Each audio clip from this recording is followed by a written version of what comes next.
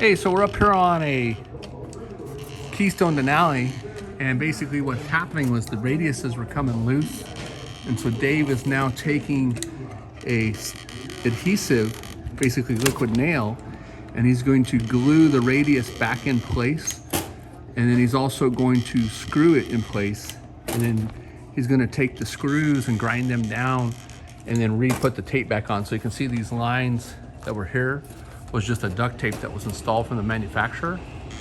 And so he's injecting it, as you can see, going down, and then he's going to submerge it down into it, add lath head screws, which he's then going to grind down the tops of, and then re-tape it. So what was happening is all the staples, they put too short of a staple in, and the staples were completely backing out and coming off. You can also see where the screws and stuff were, it was creating like ridges and stuff between the staples and the screws that were going in. That was causing like a scrunched mark on the roof material.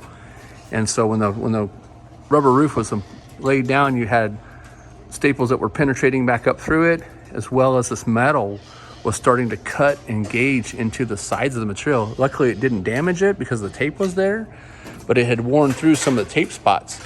So it would have just been a matter of time before the material would have, ruptured through the tape and then tore through the rubber roof material. So anyway, stay tuned for more, and we will get you some more pictures and some more details as we continue on.